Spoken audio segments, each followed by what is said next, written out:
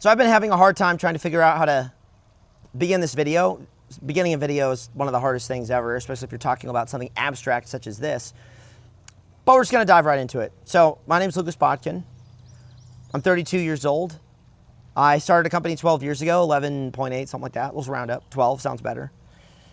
And over the course of that 12 years of managing a business and working with business partners and working with family and working with friends and then getting married at some point during that process, I have made hundreds, and I mean hundreds, of mistakes. Some people, if they heard some of the mistakes I made, would probably call me a failure. They would say, how the heck did he make a mistake like that? How is he so naive to make that decision all those years ago? And the answer is, I was naive. I was stupid. I didn't know things about the world. I did trust people too easily. But that's the fun thing about life, because that's how we as human beings learn stuff. You learn stuff either by watching other people fail, which I've learned a lot of things that way, especially with the social media, like public realm. But the way that we learn things the best is by making mistakes ourselves. And I remember there was this TV show that my wife and I were watching a couple years ago called Succession. Really interesting show, by the way. It's kind of hard for us to watch because there's a lot of like family dynamics in there and brother stuff, and you know, the dad runs the business and the sons are all in it and they're vying for control. It's a very fascinating story. I think it's made off of the Murdoch family at Fox, but there's a scene where one of the younger brothers is trying to negotiate the sale of the entire business to this social media. I don't think he's an Elon Musk type. He's kind of like a Zuckerberg type from Sweden, Scandinavia. And the dude's talking about how success is boring. He's interested in failure. Failure is cool. You want to pound out all those problems, all those mistakes, learn from them, and that's just a much more interesting thing to talk about. And I remember watching the episode, I think it was like season 4, I think the last season, and I thought it was kind of funny, like it's sort of a caricature of this guy who's this Silicon Valley type. But as I thought about it more later, I was like, you know what? I actually think this dude is right. Success stories are kind of interesting and they're inspirational and they give people some, hope and whatnot. But what's a lot more compelling than a success story is a story of failure that then results in success. And that's why the movies that document and show, a hero or a main character who's, an absolute scumbag, or maybe he's really cool and then he has that in Act 2 with Valley of Despair moment, and then he conquers that through perseverance or through some whatever it happens to be. Like, those movies happen to be the ones that for most people are the most compelling and the most interesting. And that's because stories of failure and perseverance and redemption are the ones that we are naturally drawn to. So it's kind of funny that so many people love stories like that, but then you have people in business, and this was a huge disagreement I had with people very often at my old company, who can't stomach the idea of making mistakes. They can't stomach the idea of encouraging the staff that it's okay to make some mistakes. As long as you learn from it, maybe don't make the same mistake twice, or as long as it's not some gargantuan, crazy mistake. Mistakes is how we get better at stuff. Mistakes are how we get resilient. And it's something that I've noticed in talking with people, and what I've learned in business as well, is when you're a young person and you're growing up, your entire youth is making mistakes, just doing dumb stuff that you shouldn't do. Or even you're a toddler and you're climbing a thing and you fall down, you bust your lip, and then you learn what physics are. You don't have to wait until you read a science book to figure that out. Like, you experienced that when you were like 5 years old. But you're allowed to make mistakes up into high school, a little bit in college. Some of you guys are probably pretty rowdy in college. I didn't get to make all of those mistakes because I was a homeschool kid. But then as soon as you become an adult, as soon as you work a corporate job, this switch gets flipped where you're not allowed to make mistakes anymore. If you do, society will call you a failure. If you do, your wife will, depending on who you marry, will chastise you, or all of her friends will chastise you. Your guy friends will probably do the same. And the corporation you're in, the business you're working at, probably doesn't allow mistakes either. Most don't. And so I just find it really peculiar that the thing that makes us learn the most and grow the most is not allowed once you become an adult. And I think it's a huge problem, and there's a lot of reasons for it. But I had a phone call, it's actually kind of interesting, with a military guy who's in a high-level organization. we were just chatting it up about, some of his background, what he's done, having fun, the stuff that people want to hear on podcasts. But usually I divert into like the organizational logistics stuff because I find it fascinating. And I asked him, we were talking about their training program, and I said, what happens when one of your dudes going through the house blasts the wrong target? Shoots a no-shoot, shoots a hostage target. Is that operator jettisoned? Are they reprimanded? Are they, put on leave? Like, what's the standard for you guys? You're a high standards organization. Like, how do you handle failure? And he was like, oh yeah, we don't nuke the guy. We don't fire him. He said we talk about it. We try to figure out the root of the issue, and we want to make sure he understands what he did that was bad, and then we monitor the guy, and if he improves, well, that's what we want. We want operators who can make mistakes and can grow from it, and then they keep the guys. And so as I'm hearing this guy who's out of this organization talking about this, I'm like, if this organization at the tippity top in the military allows their dudes to make controlled mistakes, I'm not talking like some massive national problem where they shoot someone in a country maybe they're not supposed to, but like controlled mistakes in a controlled environment, then who are corporations and small businesses for jumping down the throats of employees the second they stray outside the lines? Because that's going to hold the entire organization back. And everyone's going to be on pins and needles. Nobody's going to want to push the limits. Nobody's going to want to push the envelope of being innovative. And the company's going to stagnate. And I've seen this firsthand. And for me, I didn't have that high school, college background, so I didn't have all these, I made mistakes growing up, but they weren't like public humiliation type mistakes with groups of friends and stuff, which would have been really good. Getting my head slammed in a locker would have been very helpful. And I have a very punchable face, so like I would have gotten my fair share. And I kind of wish I had gotten some of that. That would have helped a lot. But I learned the importance of failures by doing something else.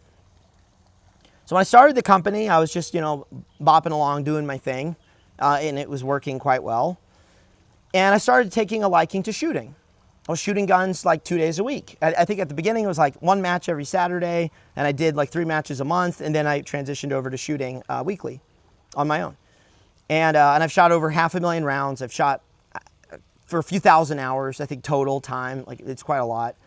But I learned very early on that the only way for me to get better, and I wanted to get better, is if I push myself to miss. So if you have a target, for those of you that don't know me or don't know about shooting, if you go to the range and you're practicing and you want to get better and you have a target, if you put all your rounds in the center of the target, that doesn't mean you're getting better. You've got to start pushing the speed. You have to start pushing yourself, especially if you're shooting multiple targets. And you're going to start having rounds outside of the center, in the Charlie zones, in the Delta zones. You may even have complete misses. And when you make that mistake and you shoot a Charlie, you shoot a Delta, or maybe you even miss the target completely, if you're paying attention, you get a snapshot of what that looked like and what that felt like. And you can then step back and do the opposite of that to fix it. But if you go to the range every day, and I've known people that do this, and they shoot the same drill, and they always shoot at the same controlled speed, you're never going to get a different result. It's the definition of insanity, which, fun fact, I learned about the definition of insanity playing Far Cry 3. That's where I learned about it, by Voss, the best villain in a video game. So I'm going to the range, I'm shooting all these guns, and I'm learning, hey, I need to like push myself in order to learn. And I do a video, and I think it was 2017, titled Why You Should Miss, explaining this concept. And what was really fortunate for me is, so I learned this process that's very important of making mistakes, analyzing, improving on those mistakes, and I then took it into the business, and I took it into my personal relationships, and I took it into other parts of my life, because I had something that taught me the value of failure and learning from failure. And if it wasn't for shooting, I would not be in a good place. Let's put it that way. It would be very, very questionable where I'd be right now. But shooting, having a discipline that taught me the importance of failure, I would argue is what saved me from a lot of additional trouble that I would have gone through. So my recommendation to you all, if you're someone watching this video who's like, yeah, this failure stuff, I don't buy it. If I make a mistake at my job, I'll get fired. And the answer is, yeah, you probably will. A lot of corporations don't understand this concept themselves, that it's healthy for their staff to be able to go out there and make some mistakes and make some stuff happen. But if you're not really, you kind of question the idea of it and sort of the methodology, what I encourage is go take up some skill, some hobby that has clear metrics for performance. Video games work great. And play ranked and see how many wins you can get and how many losses you're going to have. And then analyze why you lost. What strategy did you adopt against your opponent that made you lose? And then correct it. And after you've done that process, a few hundred times, you're going to have that whole thing figured out. Now you know what it's like to fail, analyze, and then improve. And of all the things that I've learned the last 12 years that have been the most important, this concept is definitely near the top of the list, if not at the very top of the list. It's also something that I would argue probably one of the main things that you need in order to stay grounded if you're like a public figure.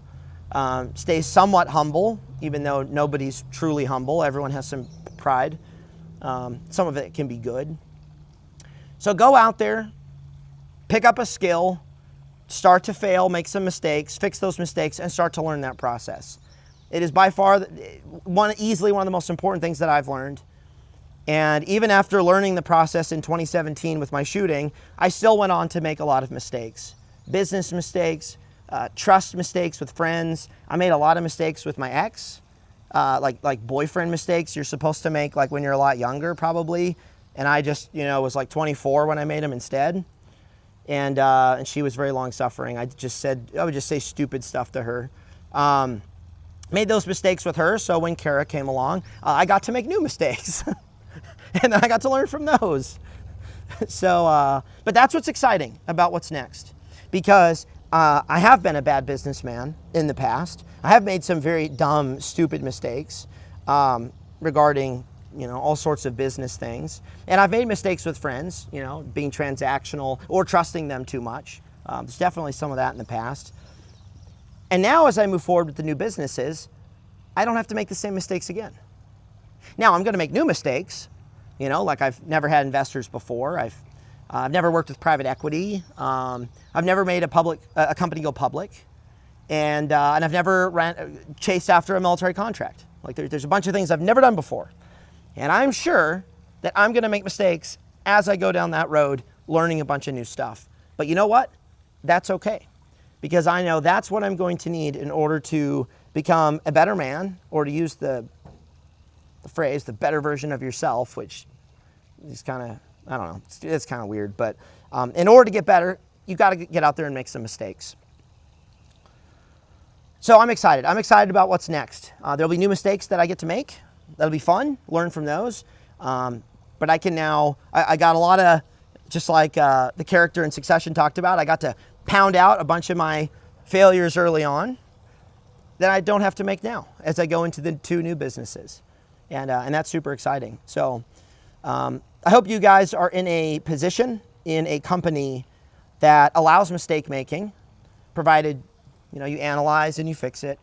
From what I have seen so far in some of my travels and whatnot, mistake making is something that a lot of people don't understand the importance of.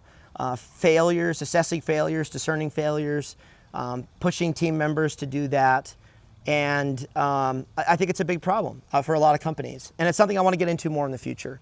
So as I think about this more and as I process what we're doing with the new businesses, I'll probably do a follow-up to this video on the philosophy of failure and why it's a good thing, and get into it a little bit more. But this is the surface level kind of topic for it. Failure is a great thing. It's a powerful thing.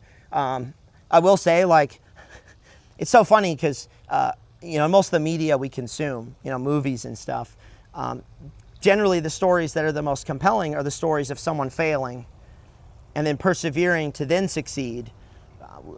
Most people don't really enjoy a story of a guy who's just handed everything on a silver platter, doesn't have to work for it. It's a lot more interesting to hear a story of someone who gets ground into the dirt, spat out, just completely reviled, but then somehow against the odds still prevails. So if we can sit down and enjoy a movie after dark about failure and perseverance, then why aren't we doing that in our own lives? Like, why aren't men comfortable doing that? It's just something to think about.